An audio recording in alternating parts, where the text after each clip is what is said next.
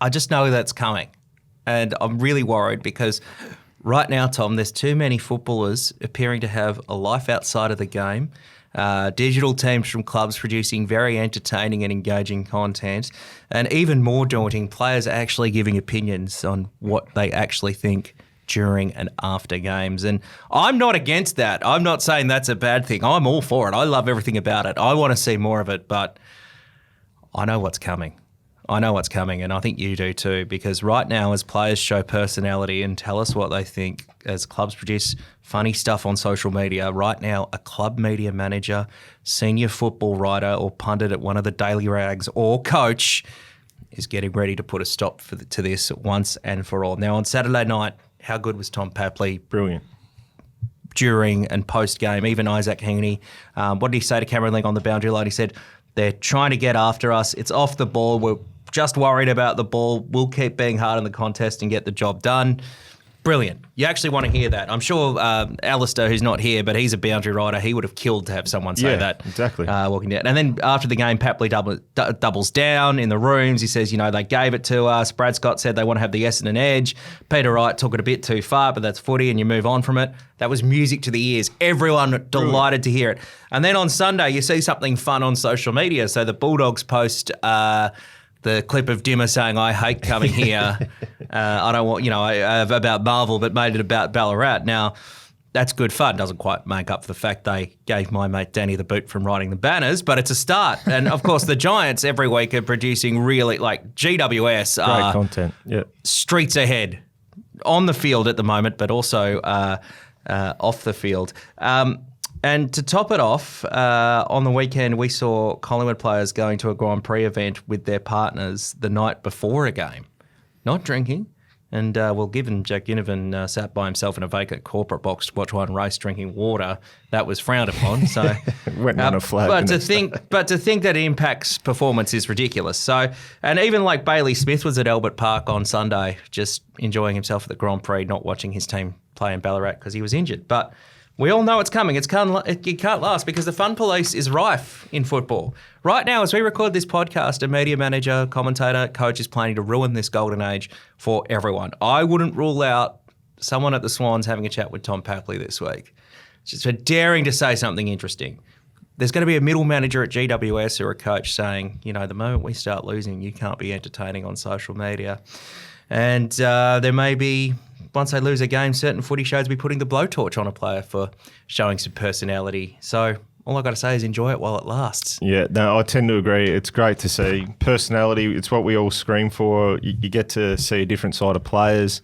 But you're right, the media managers, footy managers, coaches are going to want to stamp it out and try and reduce the comments, but we want more access to players like the American sports, and they're honest and they're brutal, and it's great. And next time they play each other, I can't wait for the next time Essendon play Sydney. It's going to be on at Etihad or the MCG, wherever they play. So I'm really looking forward to it, and the more of it, the better for me. Exactly. Did it ever happen to you in your career?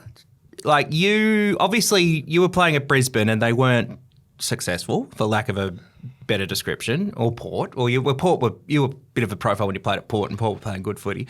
You had a bit of personality. I seem to recall you had the Rockcliffe Challenge on the Brisbane Lions digital website, and you had spots on the footy show, you were on the panel and that sort of thing back in the day. Was there ever times when the coaches and media were like, hey, Tom, pull it in? I got myself into trouble a couple of times. That was just through sheer stupidity on my behalf a couple of times.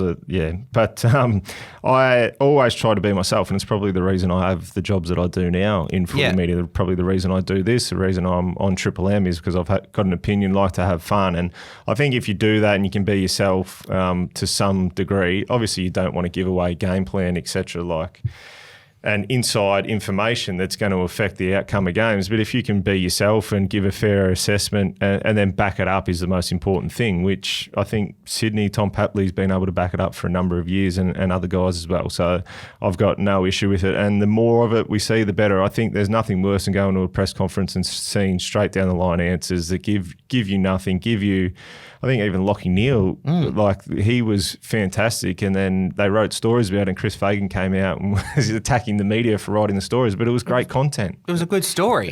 He gave inside information about what happened in the team review. They weren't tough enough. They needed to do this. They needed to do that. It's great. That's what punters want to hear. That's what team supporters want to hear. So the more of it, the better. It's just truthful. Yes. That's what it is. It's telling the truth, and that's what we crave. And you're right. The cliche stuff's boring, but Chris Fagan probably needs to pull his head in and go, Lockie, you can tell him that. I'll tell him that. I'll go tell him that. Just say, Chris, Lockie was just telling it like it is about why you gave a big lead. That's right. In a match. Your fans appreciate this. People appreciate, but even coaches are being honest now. And it's great. Like Ross Lyon, prior to the Collingwood St Kilda game, he said, this is how we're going to beat Collingwood. This is what we plan to do. And he implemented it. Ross never would have done that 10 years ago. No, I think it's fantastic. And that's what everyone wants. That's the more content we want. We don't want the straight down the line. We want to find out how you're going to beat an opposition. What are you going to do differently this week? And that's a perfect example. Ross Lyon coming out and saying, this is what we're going to do against Collingwood. Collingwood know it's coming anyway. Generally speaking, you've done all your research on the opposition during the week. So you know 90% of how they're going to play. They might tweak, say, 10% or something like that. But yeah, fantastic for the punters. Yeah, and just the audience in general. It's not just for the game and the coverage of it, because there's a fair bit of it. There's no look. I'm not going to lie. We're in a pretty crowded marketplace. Our podcast does not stand out from a lot of others. No, that's right. But yeah, the more honesty, and you see it, and you're all right. You see it in US sports, and it's great. Yeah. And there's a lot of people in AFL who look up to the US and are obsessed with what the NFL does or what Major League Baseball and the NBA does. And the one thing is the players are very truthful. Yeah. But more of it. But right now there's a middle manager. There is someone who's going to just put the hammer down. And we're going to be back to boring within 2-3 weeks. 2-3 weeks. 2-3 weeks. Leave it 2-3 weeks and be back to just boring as shitless. Yep. Yeah. No more fun. Yeah. Can't have fun. Football's serious. Get out there and say what you want for the next couple of weeks. It's an amnesty. While you can. Yeah. Say what you like. Let loose. It doesn't matter what you're saying. They're going to crack down on it.